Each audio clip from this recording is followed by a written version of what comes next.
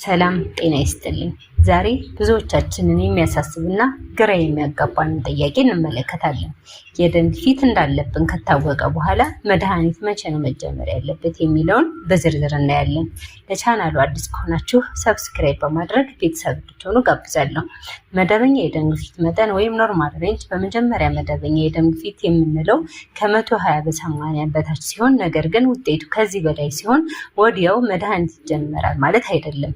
መድኃኒት የሚጀመርባቸው 3 ዋና ዋና ሁኔታዎች፣ አንደኛ በጣም ከፍተኛ የሆነ የደም ግፊት ስቴጅ 2 ሃይፐርቴንሽን፣ የደም ግፊት መጠኑ ከ140 በ90 በላይ ሆኖ በተደጋጋሚ ከተለካ ሐኪሞች መድኃኒት እንዲጀመር ሊያዙ ይችላሉ። ሁለተኛ መካከለኛ እና ሌሎች የጤና ችግር ካሉ፣ ምንም እንኳን የግፊት መጠኑ ከመጠን በላይ የሆነ ቢሆንም ለምሳሌ 130 በ80 ግለሰቡ የስኳር በሽታ፣ የኩላሊት ህመም ወይም ቀደም ያለ የልብ ህመም ካለበት መድኃኒት ቀድሞ ሊጀመር ይችላል። ሶስተኛ የአኗኗር ዘይቤ ለውጥ ወይም ውጤት ካላመጣ፣ ብዙውን ጊዜ መጠነኛ ግፊት የሚኖርበት ጊዜ ሐኪሞች በመጀመሪያ ለውጥ እንድናመጣ ጨው መቀነስ፣ ስፖርት መስራት፣ ክብደት መቀነስ ለ3 ወይም እስከ 6 ወራት እድል ይሰጣሉ።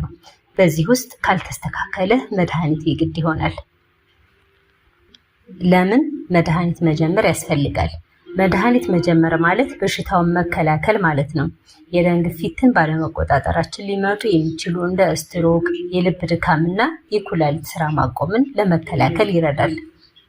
ማስጠንቀቂያ፣ ዋናው ነጥብ መድኃኒት የሚጀመረው በሐኪም ውሳኔ ብቻ መሆን አለበት። በቤት ውስጥ የምንለካው አንድ ውጤት ብቻ መድኃኒት ለመጀመር በቂ አይደለም።